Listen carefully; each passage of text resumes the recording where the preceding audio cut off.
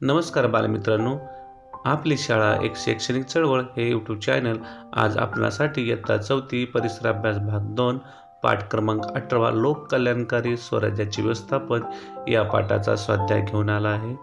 मला आशा आहे आपण सर्वांनी ह्या पाठाचे वाचन केले असेल। तसेच या पाठामधून आपल्याला शिवरायांनी लोककल्याणकारी कोणकोणती कामे केली ते देखील आपल्याला सर्वांना समजलं असेल। आता आपण या पाठाचा स्वाध्याय सोडूया। संपूर्ण स्वाध्याय आपण काळजीपूर्वक सोडवायचा आहे। प्रश्न पहिला, सांगा पाहू। स्वतंत्र अशा हिंदवी स्वराज्याची निर्मिती झाली।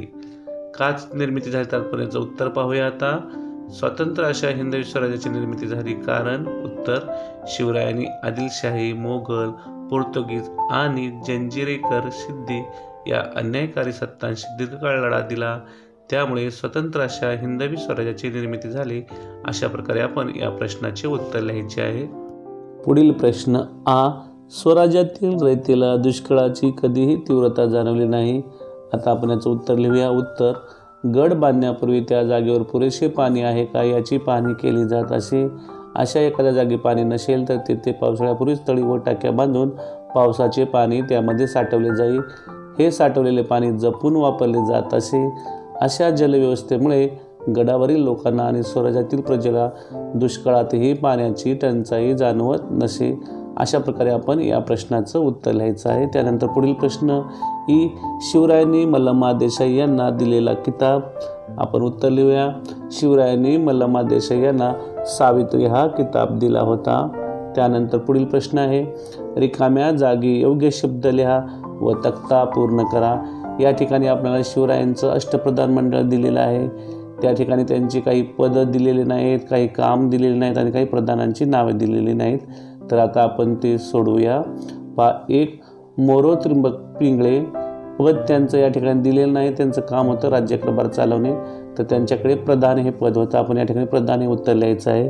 त्यानंतर 2, आमत्ते राज्याचा जमा खर्च पाहणे तर कोण करत होतं, तर याचं उत्तर आहे रामचंद्र निळकंठ मुजुमदार, असं आपण उत्तर लिहायचं आहे। त्यानंतर 3, हंबीरराव मोहिते सेनापती होते, त्यांचं काम होतं सैन्याचे नेतृत्व करणे, असं आपण हे रिकामी जागा भरायची आहे। त्यानंतर 4, मोरेश्वर पंडितराव, त्यांचं पद होतं पंडितराव, हे उत्तर लिहायचं आहे। काम होतं धर्माची कामे पाहणे। त्यानंतर पुढे आहे, त्यानंतर 5, न्यायाधीश दिलेला आहे। आपल्याला प्रधानाचे नाव लिहायचं निराजीरावजी आणि त्यांचं काम लिहिणार आपण न्यायदान करणे। त्यानंतर 6, अण्णाजी दत्तो, त्यांच्याकडे सचिव हे पद होतं, आपण सचिव लिहूया आणि त्यांचं काम होतं सरकारी आज्ञापत्र पाठविणे। त्यानंतर 7 आहे पत्रव्यवहार सांभाळणे, काम दिले मंत्री हे पद असणार आहे, नाव आहे दत्ताजी त्रिंबक वाकनीस प्रधानाचे। त्यानंतर 8, रामचंद्र त्रिंबक डबीर, पद होतं सुमंत आणि काम होतं परराज्याशी संबंध ठेवणे। अशा प्रकारे आपल्याला हा तक्ता शिवरायांचे अष्टप्रधान मंडळाचा पूर्ण करायचा आहे। त्यानंतर पुढील प्रश्न आहे, चर्चा करा। पर्यावरणातील विविध घटकांचा नाश होणार नाही याची दक्षता शिवरायांनी कशा प्रकारे घेतलेली दिसून येते। तुम्ही पर्यावरण रक्षणासाठी काय काय करू शकाल। आता आपण याचं उत्तर लिहूया। उत्तर, राज्यातील जंगले लोकांकडून नष्ट होणार नाही याकडे ते अधिक लक्ष देत, नौका बांधणीसाठी सागवानाची झाडे तोडावीत, आंबे फणसाची झाडे तोडू नयेत, पाणी जपून वापरावे असे आदेश त्यांनी लोकांना दिले होते। पर्यावरणातील जंगले, पाणी यांची विशेष काळजी घेण्याचे आदेश शिवरायांनी दिले होते। अशा प्रकारे शिवराय पर्यावरणाचा नाश होणार नाही याची दक्षता घेत। या ठिकाणी तुम्ही पर्यावरण रक्षणासाठी काय काय करू शकाल हा प्रश्न विचारलेला आहे। आता आपण त्याचं उत्तर लिहूया। मी पर्यावरणासाठी पुढील गोष्टी करेन। 1, पाण्याचा वापर काळजीपूर्वक करेन। 2, सार्वजनिक परिसर अस्वच्छ करणार नाही। 3, जास्तीत जास्त झाडे लावण्यावर भर देईन आणि 4, पर्यावरण संरक्षणाबाबत जनजागृती करेन। अशा प्रकारे आपण या प्रश्नाचं उत्तर लिहायचं आहे। त्यानंतर पुढील प्रश्न पाहूया। 4, वाचा व तुमच्या शब्दात माहिती सांगा। आता आपण प्रश्न पाहूया। जलव्यवस्थापन या विषयाची माहिती वाचा व या विषयावर तुमच्या शब्दात माहिती सांगा। आता आपण याचं उत्तर पाहूया। जलसंवर्धन आणि जलव्यवस्थापन करून आपण पाण्याचे स्रोत सुरक्षित करू शकतो। पाण्याचे संवर्धन आणि व्यवस्थापन करण्यासाठी पारंपरिक आणि आधुनिक अशा दोन्ही पद्धतीचा वापर केला जाऊ शकतो. जुन्या काळापासून चालत आलेल्या पाणी संग्रहित करणाऱ्या रचनांचे पुनर्जीवन पाहूया. जुनी तळी आणि तलाव याचे नूतनीकरण, शहरी भागात वाहून जाणारे पाणी अडवून त्याचे संवर्धन करणे, त्याचबरोबर पाण्याचा प्रभावी वापर वाढवून पाण्याची मागणी कमी करणे, त्याचबरोबर घटत जाणारी गोड्या पाण्याची पातळी व वाढती मागणी, त्यामुळे पाण्याचे संवर्धन करून त्याचे साठे भविष्यासाठी सुरक्षित करून ठेवणे गरजेचे आहे. देशाला या जलसंवर्धन कार्यक्रमासाठी वेगाने कामाला लागणे गरजेचे आहे. पाण्याचा वापर कमी करण्याचे तंत्रज्ञान आणि त्याचबरोबर पाण्याचे प्रदूषण कमी करण्याच्या दिशेने विशेष पावले उचलणे आवश्यक आहे. अशा प्रकारे आपण हा प्रश्न पूर्ण केलेला आहे. विद्यार्थी मित्रांनो, पाठ क्रमांक 18 लोक कल्याणकारी स्वराज्याचे व्यवस्थापन या पाठातील संपूर्ण प्रश्न आपण पाहिले.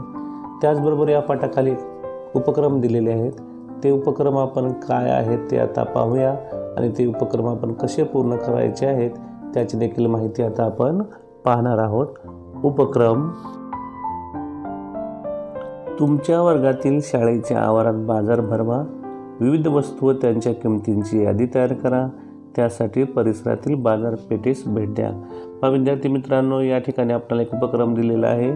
आपण आपल्या शाळेमध्ये बाजार भरवायचा आहे आणि बाजार भरवायच्या नंतर त्या ठिकाणी आपण विविध वस्तू ठेवणार आहोत, त्यांच्या किमतींची यादी देखील तयार करायची आहे आणि ह्या सर्वांसाठी आपल्याला परिसरातील बाजारपेठेस भेट द्यायची आहे.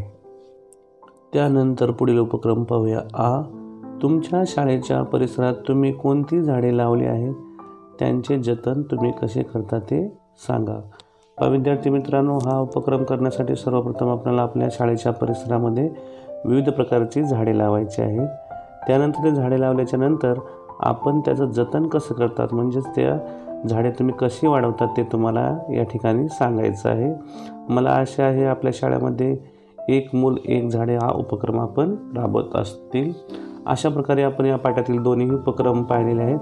तर पाठ क्रमांक 18 लोक कल्याणकारी स्वराज्याचे व्यवस्थापन या पाठाचा आपण संपूर्ण स्वाध्याय पाहिलेला आहे. मला आशा आहे तुम्हाला हा स्वाध्याय नक्कीच आवडणार आहे. तसेच आमच्या चॅनलवर जे विविध प्रकारचे आपण शैक्षणिक व्हिडिओ दाखवतो ते देखील तुम्हाला आवडतील. तर तुम्ही या व्हिडिओला लाईक करा, तसेच या चॅनलला सबस्क्राईब करा. पुन्हा एकदा भेटूया एका नवीन व्हिडिओसह. तोपर्यंत सर्वांना मनपूर्वक धन्यवाद. आपण हा स्वाध्याय काळजीपूर्वक तसेच समजपूर्वक सोडवायचा आहे. पुन्हा भेटूया एका नवीन व्हिडिओसह. तोपर्यंत सर्वांना मनपूर्वक धन्यवाद.